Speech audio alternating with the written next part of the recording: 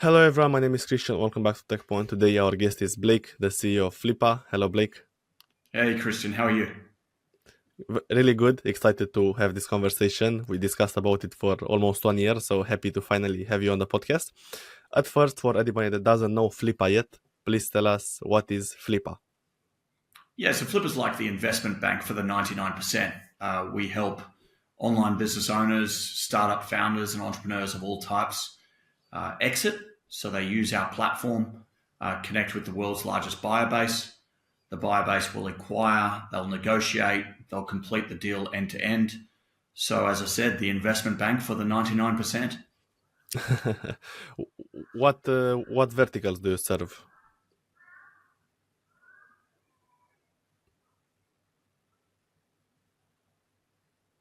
One second. Yeah. Is it a delay still?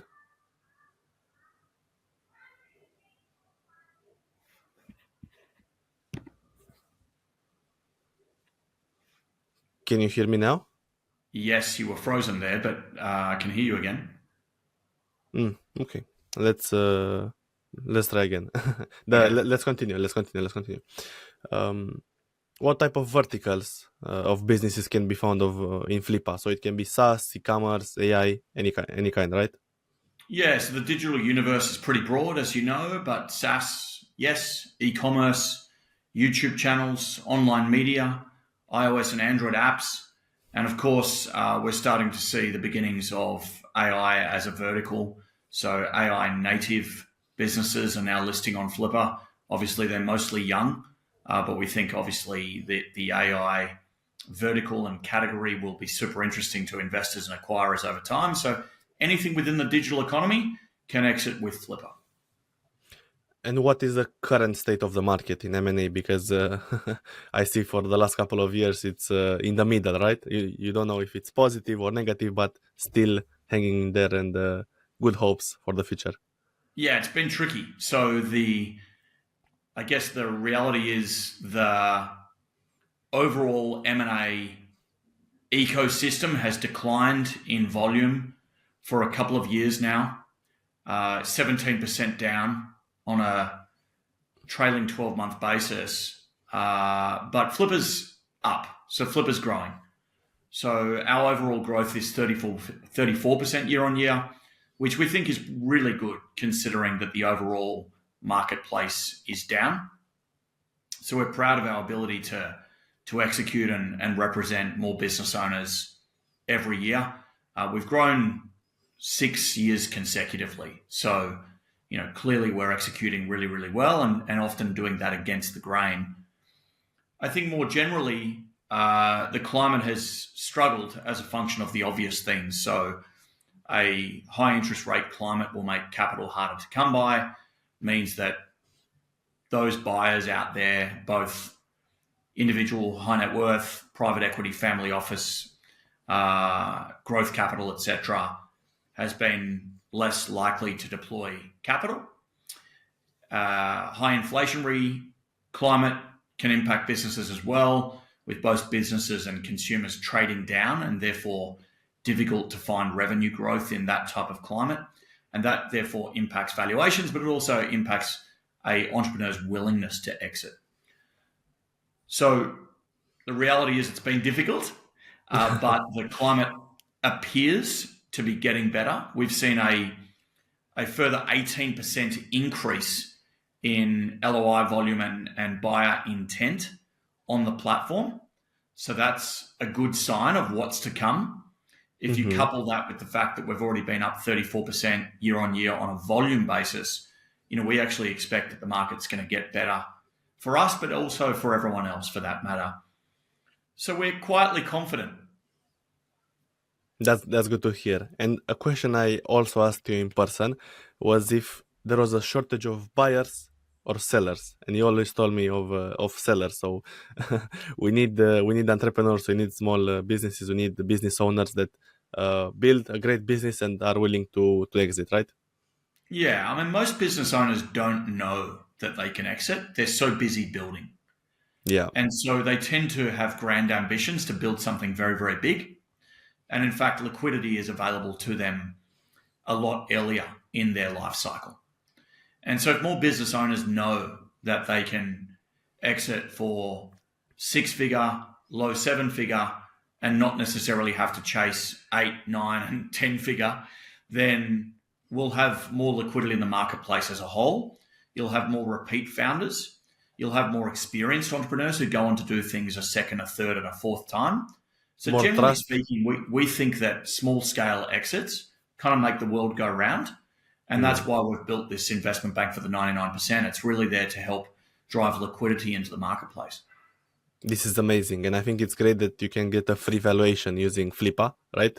And you can get yourself listed on the world's largest marketplace.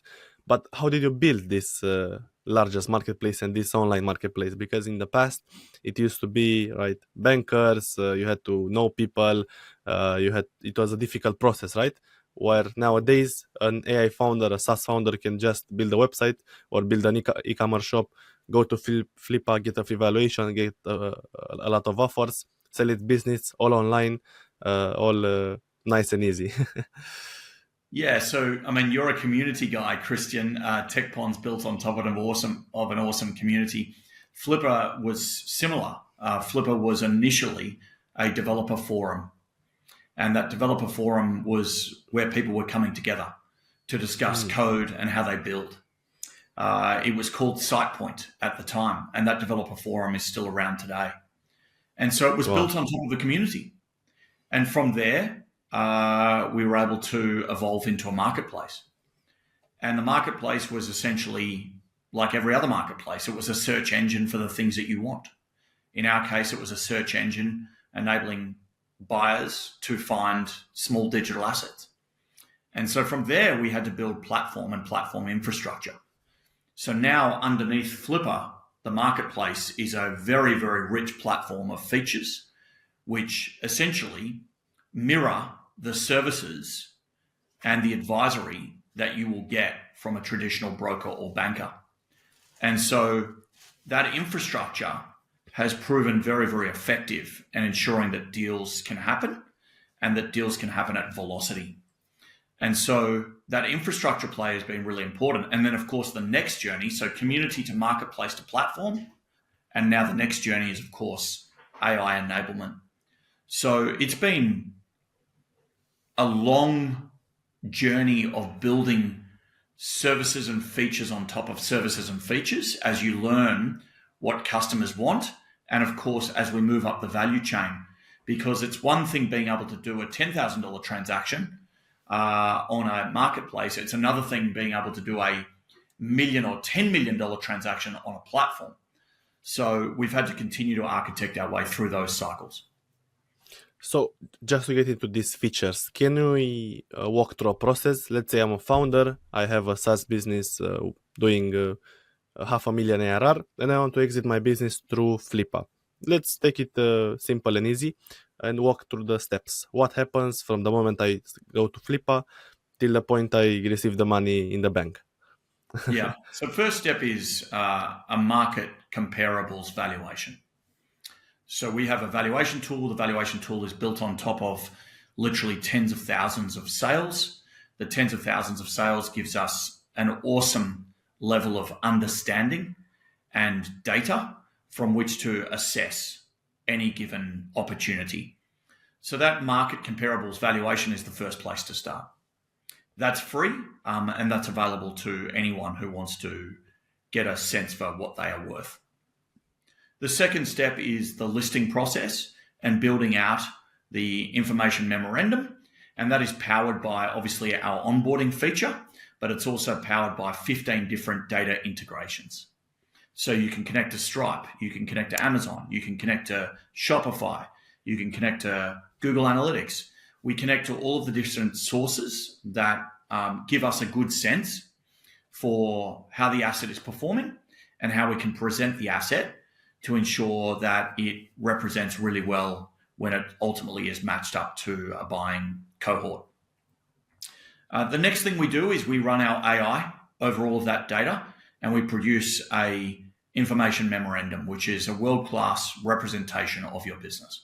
At that point in time, the matching begins.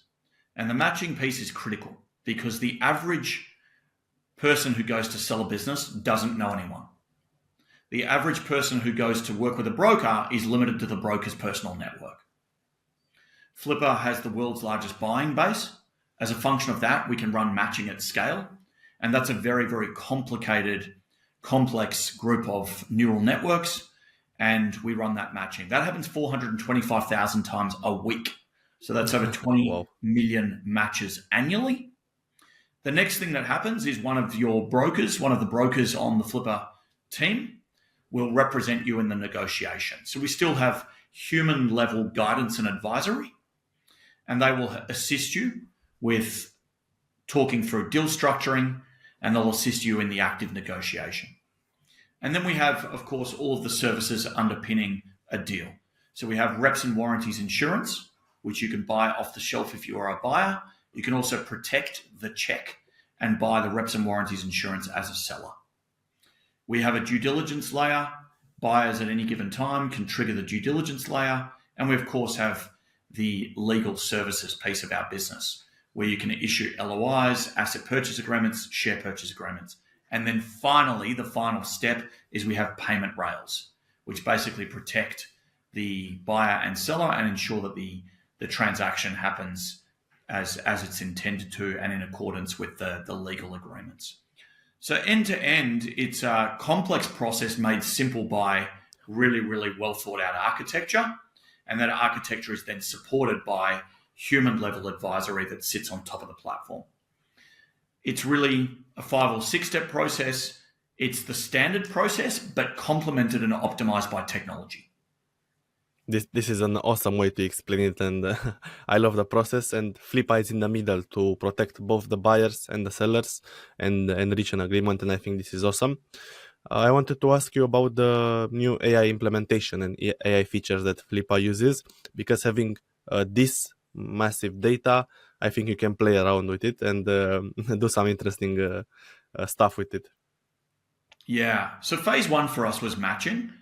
We always found matching difficult because we were always so reliant on a buyer being active in the search process. And so much like Google, if someone's not actively searching for your brand or actively searching for a product that you are selling, how do you find that customer? And so Flippa faced a very similar thing. Someone would list and they would expect to be matched up to buyers.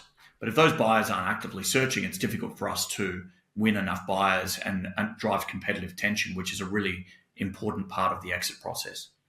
So phase 1 for us was AI matching. And as I alluded to, that's a couple of neural networks that run on top of each other and try to figure out the relevance of your asset to the intent signals that we see from buyers. The next step for us became about merchandising and better presenting the asset. So we now have our AI merchandiser and our information memorandum builder. And that essentially enables a business owner to, instead of having to do all of the heavy lifting, or a broker reliant on thinking how to best present the asset, we take all of the information we have about all of the assets that have sold, and we then write the perfect information memorandum that we know best represents the asset and presents it the way that buyers want to see it. Nice. Now that's pretty cool, and those 2 things happen today. The third step for us is what we call origination and outreach. So this is a new product, and it's called Lauren AI. So Lauren is your personalized broker, and Lauren is there to find the 90% of deals that are not for sale. And so what Lauren will do for you is understand who you are and your buying mandate. So Christian, what are you good at? What are you looking for? How much money do you have? Once the mandate is created, and of course, natural language search, natural language engagement, going back and forth with the broker to understand your mandate, that will be saved. And of course, you can edit and evolve that and create multiple mandates. That will then go and work through Flippa's universal database of in excess of 5.5 million business owner records. And we will find for you businesses and business owners that are not currently for sale. And we will offer you the opportunity to create a shortlist, but then better than that, we will personalize outreach on your behalf and bring those deals to you. That end-to-end process is pretty cool AI. So the AI to create your mandate, the AI to find the assets, the AI to outreach. Once you've done all that, we believe that there will be huge amounts of deal volume happening below the surface of the marketplace, right within the Flippa deal room, using all of that platform infrastructure that we have now built, without having to ever list and without having to ever search. We will continue to outreach on your behalf and find you deals until you tell us to stop. So that Lauren AI prospecting engine is the next phase. And that's a really, really exciting evolution of Flippa's AI journey, and we think quite compelling. The data that I use is what makes it so compelling. So over the trailing 24-month period, Flippa's registered over 450,000 buyers. So the last 24 months, last 2 years, 450,000 buyers. But only 4,000 of those buyers have acquired anything. 1%. So that is sub 1%. Yet they're all registering to find a deal. So we've now got to find all these people deals. And that's where Lauren AI will come to the table. That's awesome. That's awesome. So basically to be in the middle and complete the transaction and matchmaking even more, even further. Wow, nice. This is amazing. We look forward to seeing that live. You already shared a lot of reasons, but I wanted to ask you, why do you think founders choose Flippa to exit their business? Yeah, I think the first one is the obvious one, which is we're the largest platform on the planet. So we have more buyers than anyone else. And when you have more buyers, that tends to mean two things. One, you can drive competitive tension. And two, the likelihood of getting a deal done increases. The second reason is price. Selling a business is a really important, highly emotional. Obviously, we're talking about large sums of money. But still, it's important that a founder is left over with as much money as possible, having gone through that process and having been the ones responsible for building their business. So Flippa is not only the most efficient platform to sell, it's actually the most cost-effective platform to sell. In short, our success fees that we charge a seller are lower than what you would get charged elsewhere. So that's kind of reason number two. Reason number three is the technology. I mean, ultimately, doing a deal is difficult and you want assistance through that process. So the combination of having the world's largest broker team that is experts in digital assets or are experts in digital assets and the technology on top of that creates a really, really great meeting point for buyers and sellers who want to do deals. So they're really the three big reasons. I mean, what's actually more interesting is why would a seller want to sell in the first place? Yeah. And so the reasons for that are I've built a great business and I want liquidity. Mm-hmm. I've built a great business and I don't know where to take it next. I've built a great business and I have a capital requirement that I need to solve for now. They're the three biggest reasons. It's very rarely sinister. The reasons aren't bad. Like people often say, if your business is so good, why would you sell it? The reality is when a business is so good, it's the perfect time to sell it. Yeah, you're right. And wanted to ask you maybe a question that you get quite often. How does Flippa win in this process? What is how does it work for you? Yeah, so we make most of our money from success fees. So we believe that democratizing the exit process and making liquidity available for everyone is a very, very valuable service. And so we are here to represent the small guy and the bit bigger guy. And so we'll do deals as low as 10,000 and deals as high as 10 million. And that means democratizing the exit process for everyone. We make our money when many entrepreneurs have success. Yeah, this is a great mission. You only win when others win. And How about the minimum requirements for a business to be sellable, for a founder to be to do an exit? What do you think is needed? Is it a need to be profitable? Is it a need to have a minimum revenue, minimum number of years on the market, minimum amount of customers? What do you see from the data? That's a really important question. It's less about the minimum and it's more about what a seller or entrepreneur wants to achieve.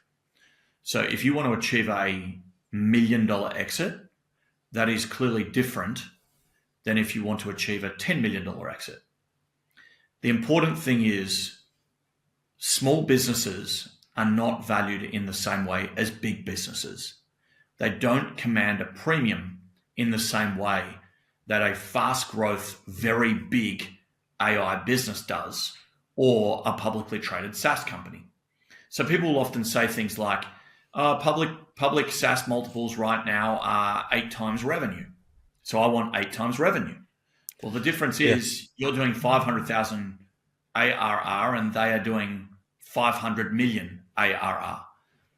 The liquidity available in the public markets is such that those assets will often command a premium.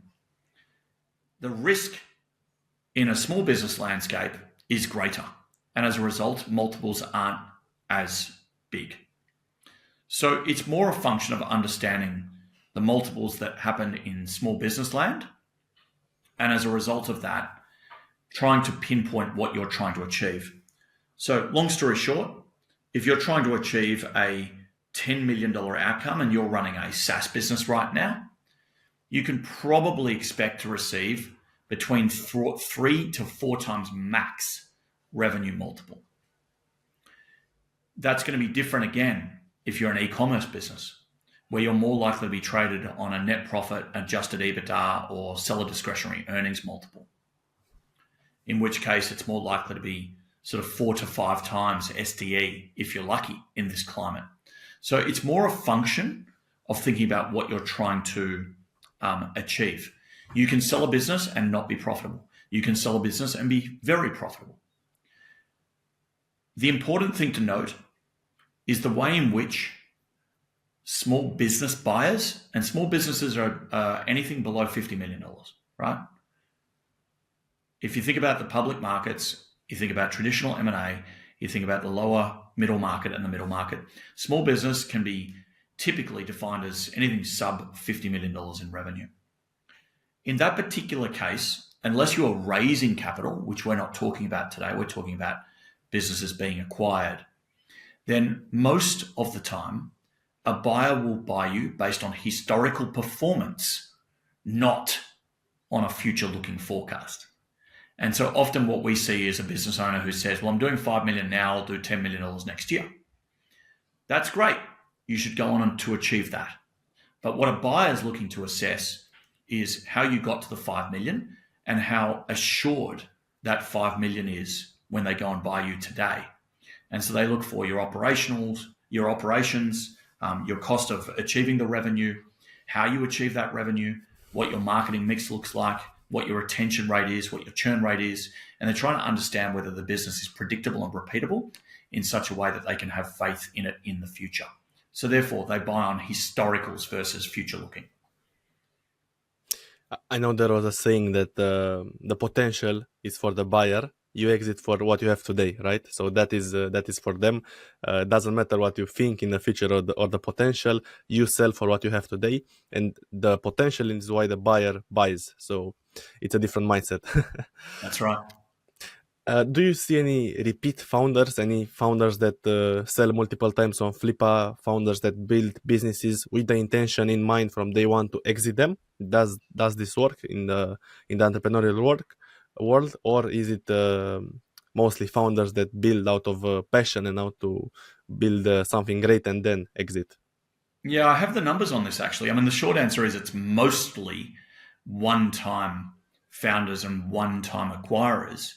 But the actual numbers are 28% repeat rate on the buyer side and 21% repeat rate on the seller side, which of course is a representation of entrepreneurs doing things multiple times over.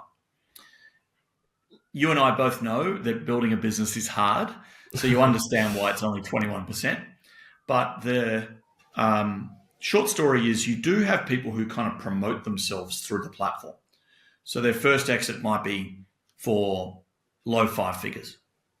Their second exit might be for low 6 figures. And their third exit might be for low 7 figures. So people will become more mature, more seasoned entrepreneurs, and over time get a feel for the platform. And they might even do that with their side hustle or something like that. It might not even be their core business, but they're getting a feel for the exit process. And then they evolve and promote themselves through the process over time and work up the value chain. Yeah, that totally makes sense. I'd love to also dive into your story a bit. So I'm eager to hear it. I learned it in person, but want to share it with the audience as well because I think you have an amazing story. So yeah, please tell us your life story. Yeah, my life story. I mean, I'm obviously Australian. You can hear my thick accent. Which I So I'm love. first generation Australian. My mum's Italian. My dad's English. I live in Australia, but I've built a career both here and overseas, having lived in the US and also in Japan. I represent the Flippa team globally. We operate out of 17 different countries, so that's pretty significant. And as a result of that, I have clearly built an empathy and an acknowledgement and understanding for global culture and global business. I've always worked for technology businesses and I've always worked for founders. So I've got a very, very strong sense for what founders are trying to achieve and how passionate and emotional they are about what they're trying to do. And of course, I understand that they all come in different, different types, different personality traits, different things are motivating or frustrating to them. And I've also been a founder myself. So I built one business over multiple iterations, and I ultimately sold that on Flippa. So I have history using the platform as a customer as well, and How therefore many can years advise. ago? How many years ago? That was back in 2014. So almost 11 years ago. Yeah, and that was an online media business, hybrid marketplace, and ultimately I tried to build a big business. I wasn't able to do that. I built a good small business and ultimately used the Flippa platform. The thing I've learned through all of this is it's less about orientating to one particular category of business. So I've worked across accounting software. I worked at Xero, which is small business accounting software and a great SaaS business. I worked across eCommerce and specifically in an online travel agency. I've built a marketplace, which was a subscription commerce marketplace for specialty food.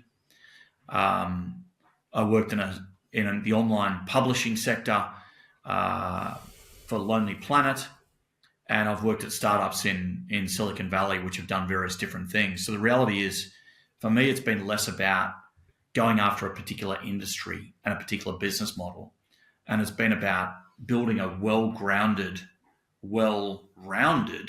understanding of how different businesses work. And that's enabled me to adapt and take different learnings into my current experience as the CEO of Flippa. And I think that ultimately is a really good way to learn, to spend time in a few different businesses of a few different types and learn what works well and what doesn't work well across multiple businesses, and then apply those same lessons wherever you are today. This is also what I love about Flippa, that you have so many industries, so many different stories, so many different founders on the platform and learning from their experience, not just limited to SaaS or e-commerce. And I think that's fantastic. But I'd also love to learn your story becoming the CEO of Flippa. Yeah.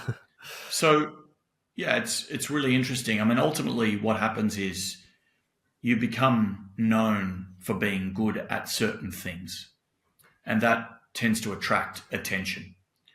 So I've always been good at working with founders and helping them build their business. Kind of that's point number one. Point number two, I was able to work for very reputable businesses. So Xero is a very reputable business, and I was able to achieve some good things there. And then I was able to run a business called Luxury Escapes. And so I got to Luxury Escapes because the one and only potential acquirer of the business that I founded was the current founder and CEO of Luxury Escapes. So that gave me a pathway to that business, and that business ultimately was very successful. It's not necessarily that I was responsible for its success, because this is the really interesting thing about working for great companies. It often doesn't matter whether you are great or not. The company was already great before you got there. And so your job is really to add incremental value to that company. And I think I was able to do that at Luxury Escapes. Ultimately, having been the spokesperson for Luxury Escapes, my name was out and about as being the representative for that company. And as I started to develop a reputation for being able to grow that organization, of course, with the assistance of the rest of the team, I started to talk to various people about different opportunities. And the Flippa board ultimately got in touch and said, hey, we've got this wonderful marketplace. We want someone to take it from what is a bootstrapped, profitable, okay business into a mission-driven, purpose-driven global platform to help small business M&A. And I said, I think I know what you're talking about.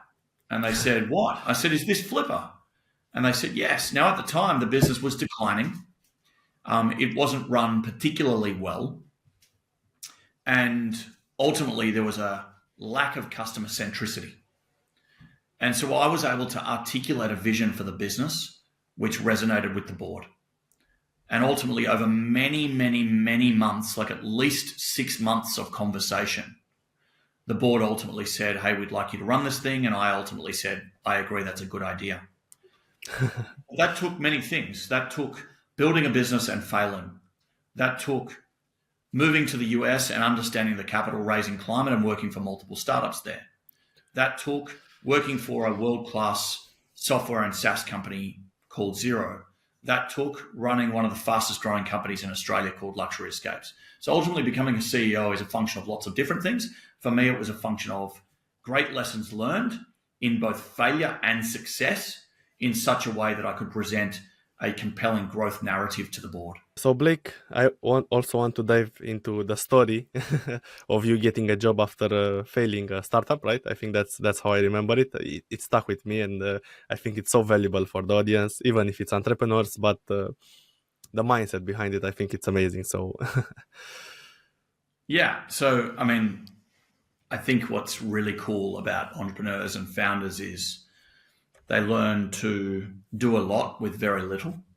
yeah. And I have multiple examples of, doing pretty crazy things to try to win revenue, win a client, win a deal when I was a founder.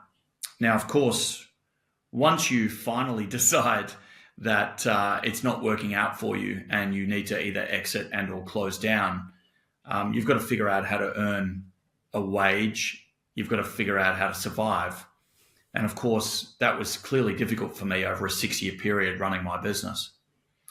And so the story you remember, Christian, is that I gave myself a very, very short window.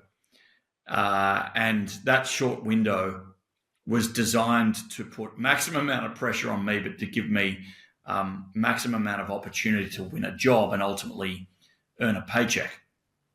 And so I wrote down the 10 companies that I would absolutely love to work for.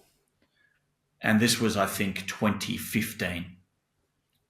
And what I was intending to do was to contact those 10 companies over a 24-hour period of time, going directly to the most senior person I could find and trying to win a conversation. It's a little bit like, being an SDR, selling into an account, trying to win an enterprise level contract for a SaaS business. But in this particular case, I was simply selling myself.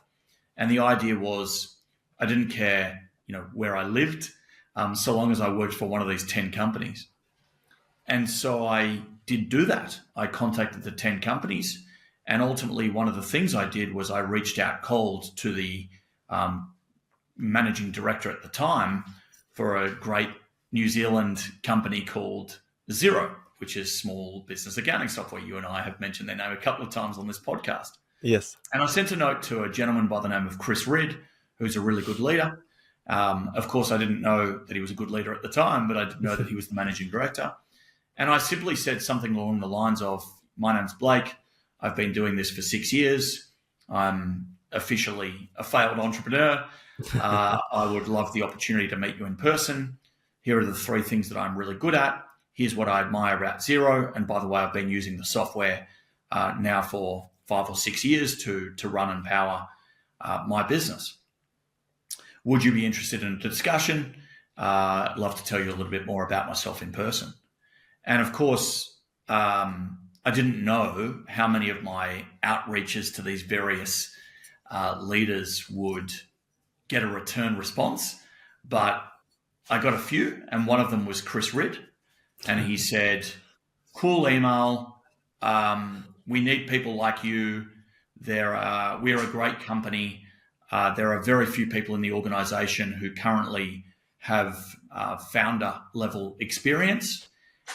Most of us are, ex-accountants now or engineers for ex-accounting software businesses. Long story short, it would be good to meet. So we went and met in person, and I spoke to him about what I was good at, what I was less good at, and he created a role for me on the fly. And ultimately, I ended up working at Xero some, 3 weeks later. And that was a pretty quick turnaround from failed entrepreneur to being a salaried employee of a company. That's an awesome story. It shows how much an entrepreneur can achieve even in hard times to actually survive and do something great. So the story switched from a failed entrepreneur to a successful manager, right? Or yeah, that's right. One. I mean, you got to put yourself out there. You got to win as fast as you possibly can. Ultimately. Yeah, I love that. So I guess those are my main questions for the podcast. Maybe one last one, which I got now, and I ask everyone on the podcast. What's the best piece of advice that you'd give to a founder? It's a bit cliche. You have a lot of experience. You can do a lot of advice, but something to stay in the minds of the listeners. Yeah, I mean, the one that I live by every day is do things today and not tomorrow. And the reason being is if you do something today, you can learn how you went tomorrow. And if you know how you went, then you can adjust and or make change. And so making change, particularly in a small, fast growth organization, is really important because you want to know whether there's new ways to grow. You want to know if there's better ways to grow. And the problem with not being decisive enough in both your decision making and your execution is that you don't get to learn fast enough. So therefore, do things today and not tomorrow.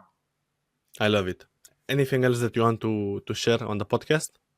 No, it's great to be part of the Tekpon community. You guys have built something super, super special. So congratulations on that. And thank you for allowing me to be a part of the Tekpon journey. Thank you, Blake. We love Flippa. I really love your story, your personality, and your leadership style. And I'm a huge fan of you. So thank you for sharing all of this on the podcast. And I'm grateful for it. Thank you. Thank you, Christian.